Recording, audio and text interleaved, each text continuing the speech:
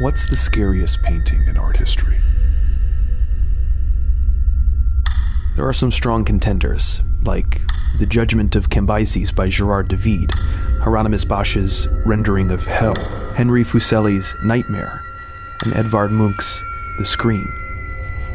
But there's only ever really been one painting that has seriously disturbed me. This one.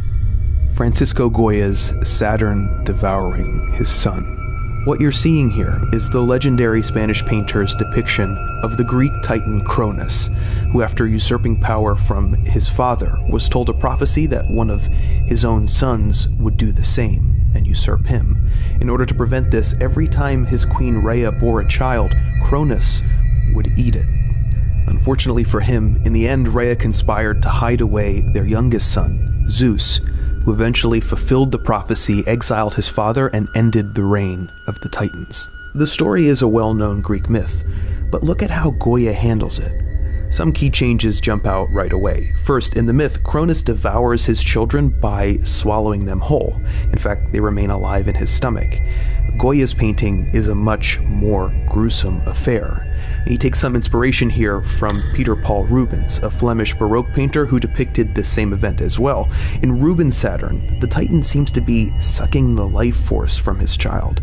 Even for such a terrifying subject matter, Rubens displays all the drama, richness, even beauty that marks the Baroque style he helped to make famous.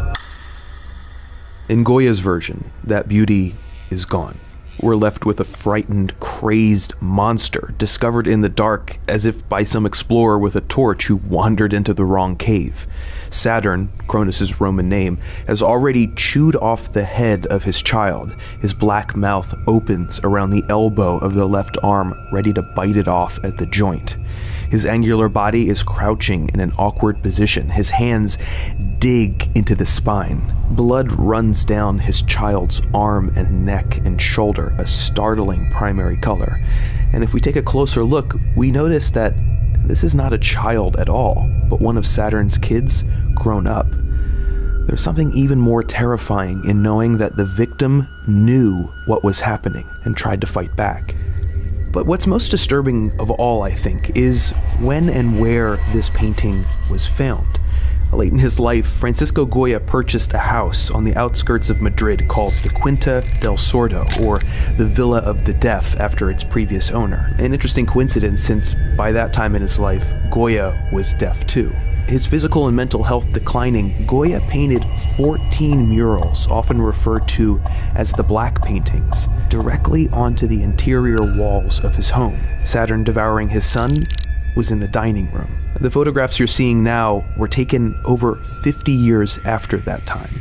Goya never mentioned the paintings himself. He never intended for anyone to see them. To this day, people still puzzle over the meaning of the Black Paintings. Why was Goya creating these pessimistic and fantastical scenes in the solitude of his home? To understand this, it might help to go back through Goya's career. He grew up in Zaragoza, Spain, the fourth of 6 children in a lower middle-class family. By all accounts, he was a light-hearted and joyful kid as he studied painting in Zaragoza, Madrid, and Rome. His first serious job was at the Royal Tapestry Factory, where he created tapestry cartoons to adorn the palaces and stately homes of the city. Goya eventually became the court painter for King Charles IV, a disappointing monarch, unlike his father, Charles III, who was beloved by the people for enacting reforms that began to bring secular Enlightenment values to Spain. In 1793, an unknown illness left Goya deaf. And though he still took commissions from his royal clientele, this disease was a dark turning point in his life and art. You can see it in Yard with Lunatics from 1794. Bodies grapple and cry out in anguish. The difference between this and the tapestry cartoons is shocking. His hearing gone, Goya began to see the country around him with a grim clarity. In a series of etchings called Los Caprichos, or The Caprices, he sends up a Spanish culture that is both tragic and comic. A student of the Enlightenment himself, Goya sees the country backsliding on the road to modernity. The king is withdrawn, and the people are superstitious and too stupid to know what they need. You can see him fusing all the corners of his imagination: the quest for anatomical truth, the need for social critique, and an obsession with beasts and creatures. It's all summed up in this one, aptly titled, "The Sleep of Reason Produces Monsters." In the following years, things got worse for Spain. Napoleon invaded the country and brutally massacred those who resisted his campaign. Goya was witness to the bloodshed, and it affected him deeply. It would be 5 years until Spain regained its throne. In the interim, resistors developed the Constitution of 1812, which called for liberal reforms like national sovereignty, freedom of the press, and free enterprise. But on gaining power, the new king, Ferdinand VII, squashed the constitution right away and arrested those who made it. Goya withdrew, disheartened.